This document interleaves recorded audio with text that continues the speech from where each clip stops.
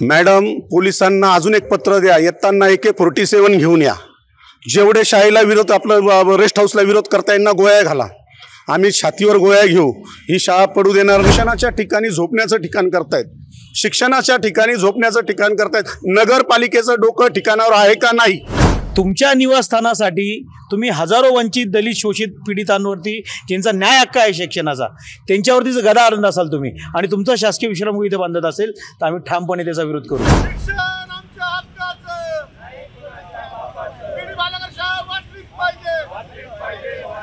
आपण आता आहोत नाशिक महानगरपालिकेच्या BD भालेकर शाळेजवळ.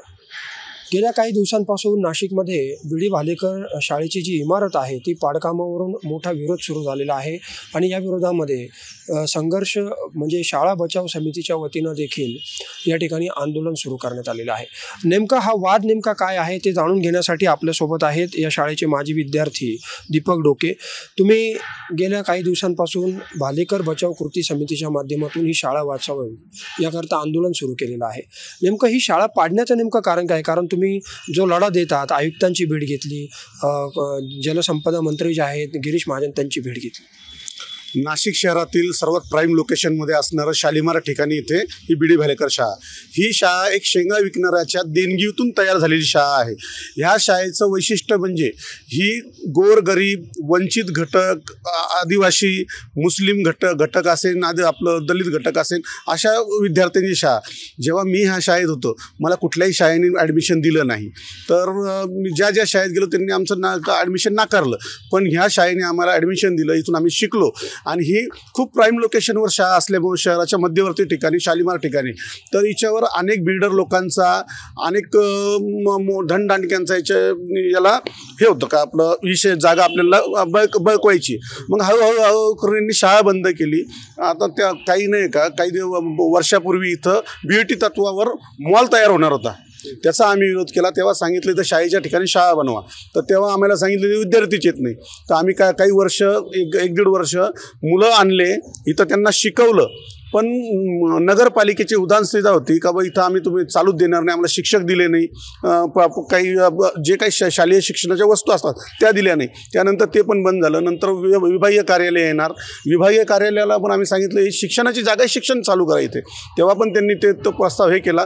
आता नव्याने काय कुठला आपलं कोणाची एवढी मोठी बुद्धी आहे हे माहीत नाही पडलं आम्हाला अजून का बा इथे झोपायचं ठिकाण, रेस्ट हाऊस, विश्रामगृह, कारण की हे शिक्षणाचं ठिकाण आहे, हे झोपायचं नाही आहे. हे अशा प्रकारे इथं पाडकामाला सुरुवात होणार होती. पण आम्ही त्या गोष्टीसाठी मागच्या सोमवारी मॅडमांना भेटलो. त्यांना आमचा विरोध दाखवला आणि त्यांना सांगितलं मॅडम शाळेच्या ठिकाणी शाळाच बनवा. मॅडम ह्या पूर्णपणे निगेटिव्हपणे इथे विश्रामगृहच बांधायचं असं त्यांचं म्हणणं आहे. पण आम्ही पण शेवटच्या टोकापर्यंत संघर्ष करू. आज दादा भुसे साहेबांना भेटलो. मागच्या 2-4 दिवसाआधी गिरीश महाजन साहेब. पण या ठिकाणी शाळा व्हावी असा तुमचा आग्रह आहे, परंतु महानगरपालिकेकडून सांगितलं जाते की या ठिकाणी विद्यार्थी संख्या जी आहे ती घटलेली आहे किंवा ही शाळा बंद पाडण्याचं देखील काही षडयंत्र आहे असं आपल्याला वाटतं का? आता समजा ह्या पद्धतीने शाळा सुरू केली, कोणचा पालक ह्या आपलं पाल्य टाकेल? तुम्ही शाळेचं वातावरण तयार करा ना. शाळेचं याला जर 5-50 लाख रुपये खर्च केला, चांगली डागडुजी केली, चांगले शिक्षक आणले आणि बालवाडीपासून सुरुवात केली तर ही शाळा भरभराटीला येईल आणि या शाळेतून अनेक विद्यार्थी गोरगरीब शिकून मोठे होतील. आता यांची मानसिकताच नाही आहे ही शाळा चालू करायची. इथं BOT तत्वावर पहिले आणतात, मॉल आणतात, नंतर विभागीय कार्यालय आणतात, आता काय म्हणतात विश्रामगृह आणतायत. आता कालच आम्हाला आज नवीन कळालं का इथे आयुक्तांचा बंगला तयार होतोय. का आयुक्तांच्या बंगल्याची वास्तू बरोबर नाही? मॅडम कुठल्या जगात जगतायत? IAS ऑफिसर आहेत, कुठल्या जगात जगतायत? आज पेपर वाचला का आयुक्ताचा बंगला हा शास्त्रानुसार बनला नाही, तिथं आयुक्त टिकत नाही. कोणच्या अंधश्रद्धेला खतपाणी घालतायत? फुले शाहू आंबेडकरांचा महाराष्ट्र, ह्या महाराष्ट्रामध्ये बंगला बरोबर नाही म्हणून इथं आयुक्त टिकत नाही, हे असं बोलणं चुकीचं आहे. अनेक आयुक्तांनी इथे पूर्ण त्यांचा कार्यकाळ काढला आहे. नाशिकसाठी खूप चांगलं काम केलं आहे. मॅडमांनी पण इथं कार्यकाळ चांगला काढावा. जेव्हा मॅडम IAS परीक्षा पास झाल्या तेव्हा त्यांना IAS परीक्षा पास झाल्यानंतर एक परीक्षा असते, तोंडी परीक्षा म्हणजे इंटरव्ह्यू असतो. इंटरव्ह्यूमध्ये जर त्यांना प्रश्न विचारला असता एखाद्या शहरामध्ये शाळा महत्त्वाची का रेस्ट हाऊस महत्त्वाचं, मॅडमनी जर रेस्ट हाऊस म्हटलं असतं ना तर मॅडम IAS झाल्या नसत्या. मॅडमने तेव्हा शाळा सांगितलं असेल म्हणून त्या IAS झाल्यात. मॅडम पण मग हा आयुक्तांच्या निवासस्थानासाठी हा घाट घातला जातो असा आरोप आहे का तुमचा? 100% प्राईम लोकेशनला आहे, बाजूला शालिमार आहे, पोस्ट ऑफिस आहे, जिल्हा परिषद आहे, हाकेच्या अंतरावरून 10 मिनिटाच्या अंतरावर नगरपालिका आहे आणि बाजारपेठ जवळ आहे. याच्यामुळे नाही का इथं आम्हाला तरी वाटतं का रेस्ट हाऊसच्या नावाखाली बंगला बांधायचं चालू आहे. आणि त्यांना मॅडम तुमची अनेक मोठी प्रॉपर्टी असेल, नो तुमच्या जे काय आयुक्त असतील त्यांची अनेक मोठी प्रॉपर्टी असेल, पण इथल्याच बाजूच्या वस्ती आहे, गंजमा आहे, जुनं नाशिक आहे, खडकाई आहे, भीमवाडी आहे, रसूलबाग, किस्मतबाग, मातंगवाडा, राजवाडा, नॅक्सन नगर, ह्या विद्यार्थ्यांना शाळा नाही मॅडम. इथे आता तुम्हाला म्हणजे अंगाला काटा येतोय, 50% मुलं शिकत नाहीत आमचे. त्या मुलांना शिक्षणासाठी तुम्ही गोडी लावा, ज्या गोष्टीसाठी तुम्ही आला आहात शिक्षणासाठी गोडी लावा. तुमच्यासारखा IAS ऑफिसर आमच्या झोपडपट्टीमधून तयार होऊ द्या, याच्यासाठी तुम्ही काम केलं पाहिजे. रेस्ट हाऊसमध्ये येणारा व्यक्ती धनदांडका आहे, कोट्याधीश आहे. अक्षरशः इथे जे रेस्ट हाऊसला राहायला येतील त्यांचे मोठे मोठे फार्म हाऊस आहेत, मोठे मोठे बंगले आहेत, मोठे मोठे फ्लॅट आहेत, पण आमच्या मुलांना शाळा नाही. तुमच्या डोळ्यातून पाणी येतं ह्या गोष्टी सांगताना. तुम्ही या शाळेमध्ये शिकला आहात, अनेक आठवणी तुमच्या या शाळेसोबतच्या आहेत. परंतु जर या ठिकाणी ज्या पद्धतीनं तुम्ही हा लढा देत आहात, आज तुम्ही दादा भुसेंची देखील भेट घेतली, काय आश्वासन तुम्हाला त्यांच्याकडून मिळालं? दादा भुसेंनी पण सांगितलं आहे आम्हाला का शाळेच्या ठिकाणी शाळाच होणार आहे. आम्ही माझ्यावर मागच्या आठवड्यात दादांशी बोलणं झालं होतं. दादांनी मला तेव्हाच आश्वासन दिलं होतं का मी शाळेच्या ठिकाणी शाळा बांधतो. आत्ता पण दादा भुसेंना भेटल्यानंतर दादा भुसे म्हणे माझं कोणाशी तरी बोलणं झालं होतं. दादा म्हटलं माझ्याशीच झालं होतं. तेव्हा पण मॅडमला सांगितलं, मॅडमांनी फॅक्ट सांगितलं त्यांना का ती शाळा जीर्ण झाली. आम्ही मान्य करू शाळा जीर्ण नाही. जर मॅडमला वाटतं जीर्ण आहे चांगलीच गोष्ट आहे. ही बिल्डिंग पाडून नवीन एक पंचतारांकित शाळा तयार होईल, एक मॉडेल स्कूल तयार होईल. महाराष्ट्रातली पहिली नाशिक महापालिकेची मॉडेल स्कूल तयार होईल का इंग्लिश मीडियम तुम्ही सेमी इंग्लिशपासून चालू करा, बालवाडीपासून तर 12वीपर्यंत अनेक विद्यार्थी घडतील इथून. अनेक नवीन नवीन प्रकल्प म्हणजे शिक्षण मंत्र्यांची तुम्ही भेट घेतली, त्यांनी सांगितलं की इथे शाळाच झाली पाहिजे. पण दुसरीकडे महापालिकेच्या स्थायी समितीने हा ठराव मंजूर केलेला आहे की पोलीस बंदोबस्तामध्ये आता या शाळेचं पाडकाम करण्यात यावं. महापालिका या विषयावर ठाम आहे. मॅडम पोलिसांना अजून एक पत्र द्या, येताना AK-47 घेऊन या. जेवढे शाळेला विरोध आपलं रेस्ट हाऊसला विरोध करता यांना गोळ्या घाला. आम्ही छातीवर गोळ्या घेऊ. ही शाळा पडू देणार नाही. शाळा पडली तर ही इमारत पडली आम्हाला चांगलं आहे, दुसरी इमारत शाळेची बांधा. पोलिस फक्त दांडा घेऊन नका बोलू, AK-47 घेऊन बोलवा पोलिसांना. आमच्या छातीमध्ये गोळ्या घाला. आम्हाला पण वाटेल का आम्ही कारण की आम्हाला आमच्या पुढच्या पिढीला आम्हाला उत्तर द्यायचं आहे. नाही पण मग जर समजा महापालिका या भूमिकेवर जर ठाम राहिली शाळा पाडण्याच्या भूमिकेवर, तर आपली भूमिका काय असणार? आपण जी संघर्ष समिती स्थापन केली आहे त्या माध्यमातून पुढचा लढा कसा असेल? आमचा 1 आठवड्याचा लढा झाला आहे का आम्ही ठिय्या आंदोलन इथं दररोज देतो आहोत. जर येत्या सोमवारी मॅडमांना आम्ही भेटणार. जर मॅडमांनी आम्हाला जर सकारात्मक उत्तर दिलं नाही याच्याबद्दल तर इथे महामोर्चा निघणार आहे. कारण की नाशिक शहरामध्ये खूप असं नाही का असंतोष पसरला आहे का शिक्षणाच्या ठिकाणी झोपण्याचं ठिकाण करतायत, शिक्षणाच्या ठिकाणी झोपण्याचं ठिकाण करतायत. नगरपालिकेचं डोकं ठिकाणावर आहे का नाही? नगरपालिकेचं डोकं ठिकाणावर आहे का नाही? आपण मोर्चा काढणार, तो महामोर्चा काढणार. आत्तापर्यंत आम्ही जे गोरगरीब जनता झोपडपट्टीतली जुन्या नाशिकची, मातंगवाड्याची, राजवाड्याची, नॅक्सन नगरची या वस्त्यांमध्ये अजून गेलो नाहीत. आम्ही असा विचार करतोय की हातावरचे लोक ते दिवसभर बसल्यानंतर, कारण की मी पण नाही काही झोपडपट्टीमधून जन्माला आलोय. माझी आई रस्त्यावर भंगार वेचायची. सकाळी गेल्यानंतर ती संध्याकाळी माझ्या मुलाला काय खाऊ घालू, लहान असताना ती बिचारी माऊली भंगार वेचून आमचं पोट भरायची. आम्ही त्या लोकांना अजून बोलवलं नाही. पण एक दिवस पुढच्या हप्त्यामध्ये जर मॅडमांनी आम्हाला सकारात्मक उत्तर दिलं नाही तर महामोर्चा निघणार आहे.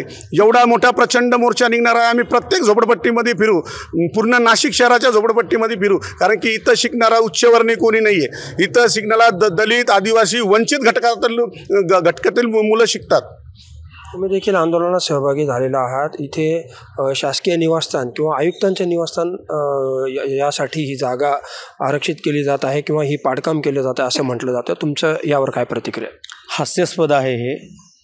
ह्या नाशिकमध्ये फुले शाहू आंबेडकरांनी इथल्या क्रांती चालू केलेल्या आहेत. या नाशिकची क्रांतिभूमी म्हणून ओळखली जाते. कदाचित आयुक्तांना माहिती नसेल, ही नाशिक भूमी जशी रामभूमी आहे, कर्मभूमी आहे, तशी क्रांतिभूमी पण आहे. ह्या नाशिकमध्ये जर ठिणगी पेटली तर आज बी.डी. भालेकर शाळा आहे, परंतु बी.डी. भालेकर बचाव कृती समिती संपूर्ण महाराष्ट्राला एक आयडॉल देते आहे. का दिल्ली सरकारने बघा काय केलेलं आहे. दिल्ली सरकारने काय केलेलं आहे, अशा जीर्ण झालेल्या शाळा त्या तोडल्या, परंतु त्याच जागी त्यांनी इंटरनॅशनल लेवलची शाळा चालू केली आणि जगात त्यांचं नाव भेटतं आहे. आज ज्यावेळेस अमेरिकेचे राष्ट्राध्यक्ष आलेले होते, त्यांची पत्नी ज्यावेळेस दिल्लीमध्ये आलेली होती, राष्ट्राध्यक्ष आलेले होते, तर त्यांची पत्नी पहिले दिल्लीची शाळा पाहायला गेलेली होती. कुठल्याही राज्याचं, कुठल्याही शहराचं जर उद्योगीकरण करायचं असेल, तर तिथलं शिक्षित करायचं असेल, तर तिथल्या शाळा, कॉलेजेस, हॉस्पिटल हे डेव्हलप होणं गरजेचं आहे. तुमच्या निवासस्थानासाठी तुम्ही हजारो वंचित, दलित, शोषित पीडितांवरती ज्यांचा न्याय हक्क आहे शिक्षणाचा, त्यांच्यावरती जर गदा आणत असाल तुम्ही आणि तुमचा शासकीय विश्रामगृह इथं बांधत असेल, तर आम्ही ठामपणे त्याचा विरोध करू. परंतु विरोध करताना मॅडम, आत्ताच आमच्या दीपकजींनी सांगितलं, तुम्ही IAS आहात, तुमची ज्यावेळेस तोंडी परीक्षा होते ना, त्यावेळेस तुम्हाला विचारला असेल जो प्रश्न, का तुम्हाला एखाद्या जागी शाळा पाडून तिथं विश्रामगृह बांधायचं असेल, तर त्यांचं उत्तर काय असेल, तिथे शाळाच बांधली गेली पाहिजे, तर त्या पास झाल्या असतील. माझं म्हणणं आहे ऐकतो मॅडमला, का तुमच्या घराचा दोष, अहो पुरोगामी महाराष्ट्र आहे, तुमच्या घराचा दोष आहे, तिथं आयुक्त टिकत नाही, महानगरपालिकेचा असं त्याच्यावरती त्या वास्तूवरती दोष लावले जातो. अहो हा दोष तुमच्या बुद्धीला झालेला आहे, हा दोष तुमच्या त्या मनपाच्या कर्मचाऱ्यांच्या यंत्रणेला झालेला आहे, हा दोष या नाशिक महानगरपालिकेच्या कंत्राटी भांडवलदार टक्केवारी ज्या लोकांना याच्यातला मलिदा खायचा आहे त्यांना दोष झालेला आहे. अरे दोष कुठं काढताय तुम्ही? दोष काढायची जागा कुठे असेल ना, तर तुम्ही जा ना, तुमच्याच राज्यातले मंत्री अघोरी विद्या करून ते पूजापाठ करतात, त्यांच्याकडे जा तुम्ही, तुमचे जे वास्तुदोष असून निघून जाईल. पण ह्या शाळेचं हजारो विद्यार्थी इथून शिकतात आहे, त्या विद्यार्थ्यांना वंचित करून जर तुम्ही विश्रामगृह बांधत असाल, तुमचं स्वतःचं जर इथं विश्रामगृह बांधत असेल, तर नाशिककर या आणि बी.डी. भालेकर बचाव कृती समिती ठामपणे रस्त्यावरती उतरून, जसंच आता आमच्या दीपकजींनी सांगितलं, का नाशिकमध्ये हा विराट मोर्चा कोणाचा असेल? शोषित, वंचित, घटक, भंगार गोळा करणारे, प्लास्टिक गोळा करणारे, घंटागाडीवरती काम करणारे मजूर हे या आंदोलनामध्ये सामील होतील आणि या प्रशासनाला आणि आयुक्तांना सांगतील का तुम्हाला तुमचं घर बांधायचं आहे का आमची शाळा बांधायची. आज आम्ही शिक्षण मंत्री दादासाहेब भुसे यांना भेटलो, त्यांनी आमच्याशी सकारात्मक चर्चा केलेली आहे. माझं म्हणणं असं आहे दादासाहेबांना का त्यांना ह्या शाळेची परिस्थिती काय आहे, इथल्या मुलांची, इथल्या पालकांची परिस्थिती काय आहे, ही सांगण्याचा आम्ही त्यांना प्रयत्न केलेला आहे. दादांवरती आमचा विश्वास आहे. आपल्या महाराष्ट्राला चांगले शिक्षण मंत्री भेटलेले आहेत, आमच्या आता अपेक्षा त्यांच्याकडनंच आहेत. आमचं भांडण आता सध्या आयुक्तांशी जरी झालं, त्यांनी ते तात्विक त्यांच्या पद्धतीने त्या शासकीय भाषेत आम्हाला सांगितले का आम्ही शाळा पाडणारच आणि तिथे हे बांधणारच. अरे बाबा, ही हुकुमशाही नाही आहे, आम्ही लोकशाही देशामध्ये राहतोय. निश्चितपणे आपण जर बघितलं की बी.डी. भालेकर बचाव कृती समितीच्या माध्यमातून मोठा लढा या ठिकाणी दिला जातोय. ज्येष्ठ नगरसेवक आपल्यासोबत आहेत, राजेंद्र बागुल. नाना, काय सांगाल, तुम्ही देखील गेल्या अनेक वर्षांपासून या शहरातल्या ज्या काही चांगल्या गोष्टी असतील त्या संरक्षित राहाव्यात आणि यासाठी मग मोठा लढा देत आलेला आहात. आता बी.डी. भालेकरचा मुद्दा पुढे आलेला आहे. बी.डी. भालेकरचा मुद्दा हा फार दिवसापासून चाललेला आहे, हा गेल्या 7-8 वर्षापासून चाललेला आहे. या शहरातील अनेक मोकेची जी ठिकाणं आहे, भूखंड, त्या भूखंडावर बिल्डरांचा आणि अधिकाऱ्यांचा डोळा आहे आणि ते अवसानात आणायचे, ते कुठेतरी चुकीच्या पद्धतीने विस्कळीत करायचे आणि विकायचे आणि बिल्डरांच्या घशात घालायचे, असं धोरण महापालिकेच्या अधिकाऱ्यांचं आहे. शाळेच्या बाबतीत हे तसंच होते असं आणि तसंच आहे. ही शाळा इतकी चांगली शाळा आहे, एका गरीब शेंगावाल्याला जो आपल्या शेंगा विकून उपजीविका करत होता, त्याच्या उत्तरार्धातली त्याची जी कमाई होती, पुंजी होती, पैसे जमून केलेले जे पैसे होते, त्या पैशातून त्यांनी त्यावेळेचे पैसे देऊन ही शाळा उभी केली.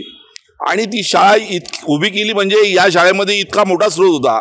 हा संपूर्ण पंचक्रोशीतले गोर गरीब, दलित, वंचित, शोषित, आदिवासी ही लोक सर्व यांची मुलं का ज्यांना शाळेचं शिक्षण खाजगी परवडणारं नव्हतं, हा सर्व वर्ग मोठा जुना नाशकातला आणि मूळ नाशकातला हा सर्व या शाळेत येत होता. आणि ही शाळा गजबजलेली होती. जवळजवळ 4,000 ते 4,500 विद्यार्थी या शाळेमध्ये होते. आणि असं असताना ज्या बिल्डर धार्जिने अधिकाऱ्यांनी संगनमताने इथले शिक्षक पळवले, हळूहळू विद्यार्थी पळवले आणि यांनीच बदनामी सुरू केली का इथलं शिक्षण चांगलं नाही आहे, इथले शिक्षक चांगले नाही आहे. आणि अशा प्रकारे ही शाळा अवसानात आणली आणि ही शाळा विकण्याचा BOTवर प्रकार झाला. याच्यापूर्वी 5 वर्षापूर्वी इथे कमर्शियल कॉम्प्लेक्स काढण्याचा ठराव झाला, बिल्डर नेमला गेला, टेंडर झालं आणि हे करण्याचं त्यावेळेस मी सन्माननीय उद्धवजी ठाकरे आणि छगन भुजबळ यांच्याशी संघर्ष करून हे वाचवलं, ते होऊ दिलं नाही. परंतु आता विसर पडला की काय, आणि म्हणून परत आता प्रशासकीय राजवटीमध्ये परत हा इथे पंचतारांकित विश्रामगृह बांधण्याचा जो खटाटोप माननीय आयुक्त खत्री मॅडम यांनी चालवलेला आहे तो निषेधार्ह आणि निषेधार्हच आहे. अरे ज्या गरिबांना जो अडाणी होता, अज्ञान होता, त्याला शिक्षणाचं महत्त्व कळालं आणि त्याला गरीब मराठी माणसांच्या मुलांना ही शाळा उभी राहावी म्हणून ज्याची इच्छा अपेक्षा होती आणि ती फलद्रूप झाली, मोठी झाली. या शाळेतल्या त्यांनी लावलेल्या दीपामुळे, ज्योतीमुळे आज अनेक गरीब विद्यार्थ्यांच्या, शोषितांच्या, दलितांच्या जीवनामध्ये प्रकाश पडला. या ठिकाणी आयुक्तांचं निवासस्थान देखील बांधण्याचा घाट घातला जातोय असं देखील बोललं जातंय. अहो हे काही करतील ना, म्हणजे छान शोकिलीपणा झाला ना. शिक्षणाच्या जागी तिथे कुठेतरी वातानुकूलित त्याच्यात पुढाऱ्यांच्या, अधिकाऱ्यांच्या राहण्याची, निवासाची आणि झोपण्याची जर सोय करणार असाल, आता हे जे विश्रामगृह आहे हे महाराष्ट्रातलं सर्वात मोठं विश्रामगृह आहे आणि हे हाकेच्या अंतरावर आहे. असं असताना इथे काय करायचं विश्रामगृह, आणि इथे विश्रामगृह बांधून तुम्ही काय दाटणार आहात? हा एवढा मोठा दागिना या कर्जबाजारी झालेल्या महापालिकेच्या म्हातारीच्या गळ्यात तुम्ही का टाकतात? ती वाकून मरून जाईल. पुढची भूमिका नेमकी काय असणार? पुढची भूमिका नाही, ही मालमत्ताच नाशिककरांची आहे, नाशिककरांच्या पैशावर आहे. इथे आमच्या अस्मिता जुळलेल्या आहे. एका मराठी माणसानं मराठी मुलांसाठी केलेली ही शाळा अशी आम्ही उद्ध्वस्त होऊन देणार नाही. आणि बिल्डरांच्या आणि बिल्डर धाजीरांच्या, अधिकाऱ्यांच्या कुठेतरी घशात आम्ही घालून देणार नाही. हा खूप मोठा भूखंडाचा मोठा असा भ्रष्टाचारच आहे. आणि म्हणून जर हे कोणी करत असेल तर या गावातला मराठी माणूस, या गावातला नाशिककर हे कदापि सहन करणार नाही आणि निषेधार्ह आहे. सरकारने सुद्धा या जातीने लक्ष घालून हे ताबडतोबीने रद्द केलं पाहिजे आणि ही भूमिकाच मान्य नाही. निश्चितपणे आपण बघितलं की शहरातल्या या ज्या मोक्याच्या वास्तू आहेत त्या बिल्डरांच्या घशात घालून कुठेतरी भूखंडाचा घोटाळा करण्याचा, भ्रष्टाचार करण्याचा महानगरपालिकेचा हे षडयंत्र आहे की काय, असा देखील सवाल आता या कृती समितीच्या माध्यमातून उपस्थित केला जातो आहे. आणि जर महानगरपालिका या आपल्या भूमिकेवर ठामच राहिली तर नाशिक शहरातून एक महामोर्चा या विरोधामध्ये काढण्यात येणार आहे असा इशारा देखील या माध्यमातून देण्यात आलेला आहे. कॅमेरामॅन भाऊसाहेब पवारसह मनीष कटारिया, माय महानगर, नाशिक.